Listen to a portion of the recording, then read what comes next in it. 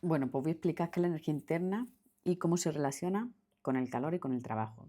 Quiero que sepáis que la energía interna es la energía que hay almacenada en los compuestos químicos.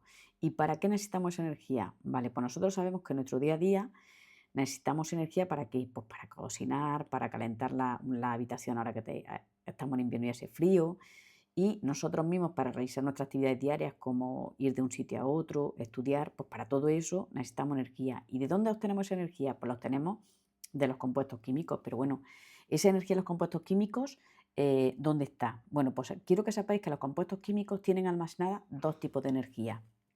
Una es energía potencial, que se representa por EP.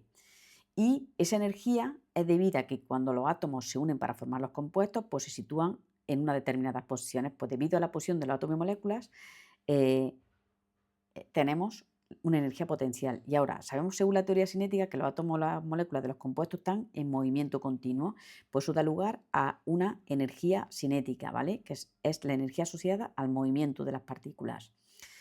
Se representa por EZ. Bueno, pues la suma de la energía cinética y de la energía potencial de cada compuesto es lo que se conoce como energía interna y se va a representar por la letra U. Luego, de manera que si aumenta en un compuesto la energía cinética o la energía potencial, pues va a aumentar la energía interna, que es la energía que hay almacenada. Vale. Ahora, ¿cómo medimos la energía interna? Bueno, pues quiero que sepáis que si tenemos un cubo de agua, pues claro, en ese cubo de agua vamos a tener miles de moléculas de agua. Y además, como las moléculas de agua son chiquitísimas, pues no podemos medir la energía interna de uno en uno y luego sumarla. Entonces, la termodinámica, ¿cómo mide la energía interna? Pues estudia solo variaciones de energía interna y la mide cuando se puso una reacción química o una transformación física y química, pues mide la energía interna final, la energía interna inicial y luego, pues restando la final menos inicial, mide la variación de energía interna que se ha producido en esa transformación. Pero de todas maneras quiero que sepáis que es difícil de medir.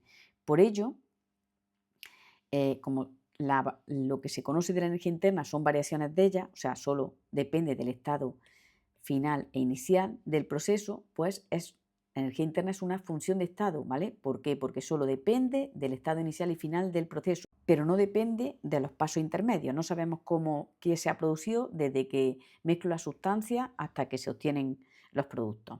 Y ahora, durante el proceso se produce una variación en la energía, pero esa variación de energía entre el sistema y su entorno, eh, ¿cómo se produce? Pues quiero que sepáis que normalmente los intercambios de energía se van a producir en forma de calor, que se representa por Q, y de trabajo, que se representa por W, ¿vale? Luego quiero que quede muy claro que el calor y el trabajo son formas de transmisión de energía. El trabajo, que se representa por W, es la energía transmitida entre el sistema y su entorno debido a que una fuerza, ¿vale?, produce un desplazamiento. Y ahora, como es importante que conozcamos la fórmula del trabajo, pues quiero que sepáis que por convenio se toma el trabajo que realiza la fuerza externa durante la expansión. Os voy a explicar esto. Fijaros, yo tengo el sistema y ahora la fuerza externa es la que hace que el émbolo baje, ¿vale? Tengo un cilindro con su émbolo, pues la fuerza externa es la que hace que baje. Bueno, pues vamos a calcular entonces el trabajo que realiza la fuerza externa, pero en vez de durante la compresión, durante la expansión. Durante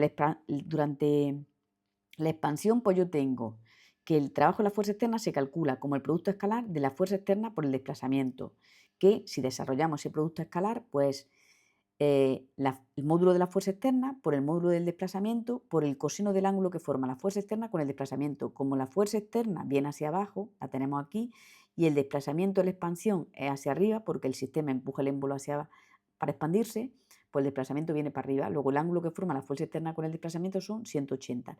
Como el coseno de 180 es menos 1, pues me va a quedar que el trabajo de la fuerza externa es menos la fuerza externa por el desplazamiento. Pero yo quiero expresarlo en función de la presión. Luego, como sabemos que la presión externa es la fuerza externa dividida entre la superficie, pues yo de aquí, de esta expresión, despejo la fuerza externa y la superficie que está dividiendo pasa a ir multiplicando y me queda esto. Ahora cambio esto, lo pongo ahí. ¿Y qué me queda? Pues me queda esto, que el trabajo de la fuerza externa es menos la presión externa por la superficie por incremento de R, me queda esto. Y como yo sé que la superficie se mide en metros cuadrados y el desplazamiento en metros, pues si yo multiplico metro cuadrado por metro me sale tengo que saber que superficie por incremento de R es volumen. Luego me queda que el trabajo de la fuerza externa es menos la presión externa por incremento de V, porque estas dos cosas multiplicadas son incremento de V. Luego, la fórmula del trabajo de la fuerza externa es menos la presión externa por la variación de volumen, por incremento de V. Vale, ya he deducido la fórmula del trabajo.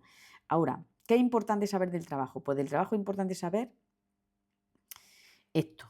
Quiero que sepáis que si el trabajo lo realiza el entorno sobre el sistema, el trabajo va a ser positivo y es un trabajo de compresión.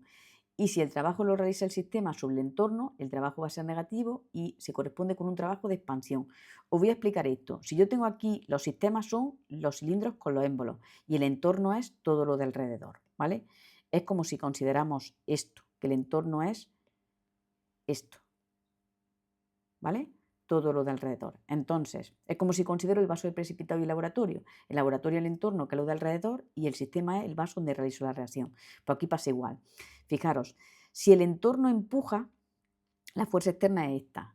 Pues, ¿qué se produce? El material, el gas este se comprime, luego se realiza un trabajo de compresión y va a ser un trabajo positivo. ¿Por qué? Porque fijaros, hemos dicho que el trabajo de la fuerza externa es igual al módulo de la fuerza externa por el desplazamiento por el ángulo que forma, por el coseno del ángulo que forma la fuerza externa con el desplazamiento. Si yo estoy aquí, la fuerza externa viene hacia abajo, pero además el desplazamiento se produce hacia abajo. Luego el ángulo que forma es 0 grados. El coseno de 0 es 1. Luego, durante la compresión, el trabajo de la fuerza externa va a ser positivo. Luego, en este caso, el trabajo lo realiza el entorno, se produce una compresión y el trabajo de la compresión es positivo. Y ahora, en la expansión, pues quiero que sepáis ahora que el trabajo lo realiza el sistema, que empuja el émbolo hacia arriba, pero fijaros, como yo tengo por convenio que considerar el trabajo de la fuerza externa, pues el trabajo de la fuerza externa es fuerza externa por el desplazamiento, por el coseno del ángulo que forma de nuevo, la fuerza externa con el desplazamiento. La fuerza externa sigue siendo lo mismo hacia abajo, pero ahora el desplazamiento, si es el sistema el que empuja, es hacia arriba. Luego el ángulo que forma la fuerza externa con el desplazamiento es 180. Si yo calculo el trabajo de la fuerza externa ahora en la expansión, pues fuerza externa por el desplazamiento, por el coseno de 180, y eso es menos 1. Luego veo que el trabajo de la fuerza externa en la expansión va a ser negativo, ¿vale? Bueno, y ya, ¿qué más me queda? Quiero que sepáis que el trabajo no es una función de estado, o sea, no solo depende del estado inicial y final, sino que depende de los pasos intermedios para llegar del principio al final.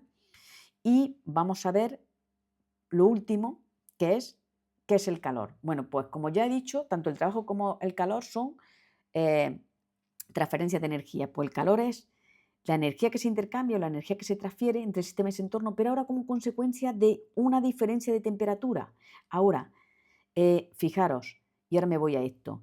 Si el calor es positivo, ¿qué significa? Pues que el calor es absorbido por el sistema, sus partículas se van a mover más rápido, eso va a hacer que su energía cinética aumente y como he dicho que la energía interna es la suma de la cinética más la potencial, pues la energía interna va a aumentar.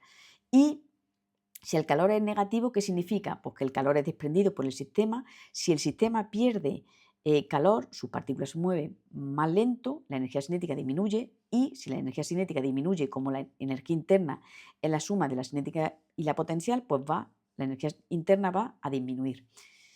Eso es importante que lo sepáis luego, que lo entendáis para luego las preguntas de razonamiento. Y quiero que sepáis, lo último es que el calor, al igual que el trabajo, no es una función de estado. No solo depende del estado inicial y final, sino que depende de los pasos intermedios, depende del camino recorrido. Luego recordar que la energía interna sí es una función de estado, mientras que el calor y el trabajo no. Y ahora pasamos a lo último. Todo esto que he explicado se resume en este diagrama. Vamos a ver el criterio de signos para el calor y el trabajo. ¿Y qué me dice? Yo tengo el entorno y el sistema. Y ahora fijaros, lo que me dice es que el flujo de calor y el de trabajo desde el entorno hacia el sistema son positivos. Si yo tengo el entorno y el sistema y ahora el entorno realiza trabajo o cede calor al sistema, el trabajo y el calor son positivos.